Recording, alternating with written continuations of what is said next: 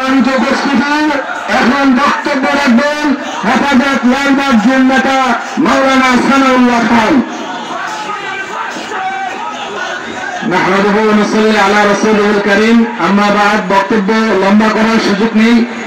একটা কথা বলি, নারী নীতিমালা, এই যে কমিশনের মহিলারা নারী নীতিমালার আবেদন করেছে, আমি মনে করি এরা ফ্যাসিস্ট হাসিনার দোসর।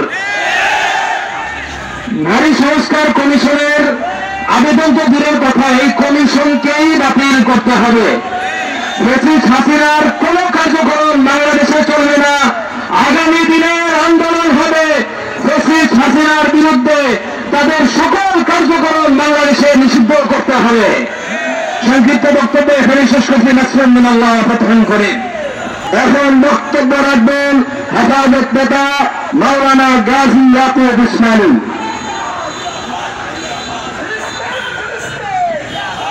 হেফাজত ইসলাম পল্টন জোন কর্তৃক আয়োজিত আজকের সংক্ষিপ্ত সমাবেশ ও বিক্ষোভ মিছিলের সংগ্রামী সভাপতি, কেন্দ্রীয় নেতৃবৃন্দ, বিক্ষুব্ধ জনতা, নারী কমিশন কর্তৃক যে সংস্কার প্রস্তাবনা পেশ করেছে তার ব্যাপারে আমার কোনো কথা নেই। আমি জানতে চাই এই অন্তর্বর্তী সরকারের কাছে জুলাই বিপ্লবের পরে এইরকম দৃষ্টতা দেখানোর সাহস তারা কর্তৃক হলো।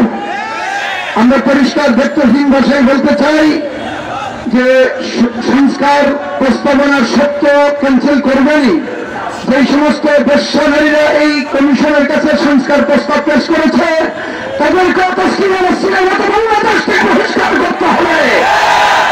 এই দাবি নিয়ে আমরা এখন বাইতুল মুকাররমে আছি, কালকে শহরতুল দলে যাব, প্রয়োজন আমরা গণভবন পর্যন্ত যেতে প্রস্তুত আছি।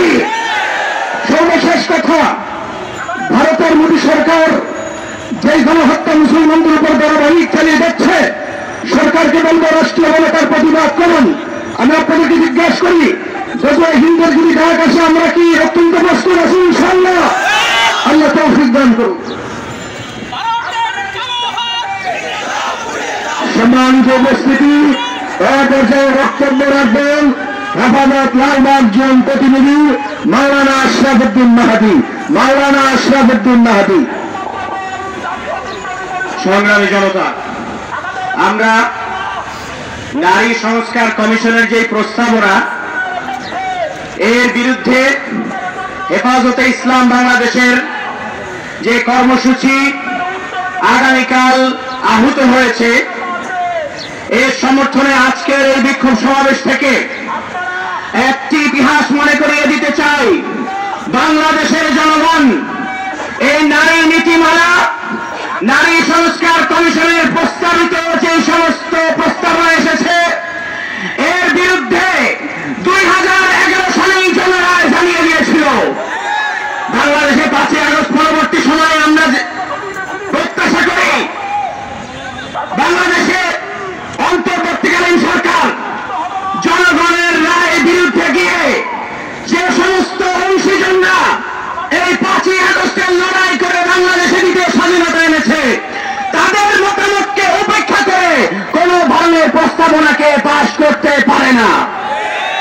আমরা নারী সংস্কার কমিশনের কোরআন সুন্নাহ বিরোধী যে সমস্ত প্রস্তাবনা আছে, সে সমস্ত প্রস্তাবনা বাতিলের দাবি জানাই। পাশাপাশি বিগত 16 বছর হেফাজতে ইসলাম বাংলাদেশের যে সমস্ত নেতা কর্মীদের উপর মিথ্যা মামলা সহ যত প্রকার জেল জুলুম নির্যাতন হয়েছে, সকল জেল জুলুম নির্যাতন এবং মিথ্যা মামলা প্রত্যাহারের জন্য সরকারকে অবিলম্বে এই বিষয়ে উদ্যোগ গ্রহণের আবেদন জানাই। নাসরুন মিনাল্লাহ ফাতহুন করিম। সংগ্রামী উপস্থিতি, এই পর্যায়ে বক্তব্য নিয়ে আসছেন হেফাজতে ইসলাম বাংলাদেশের অন্যতম নেতা অধ্যক্ষ মাওলানা আবু তাহের খান। অধ্যক্ষ মাওলানা আবু তাহের খান। ইন্নাল হামদুলিল্লাহ।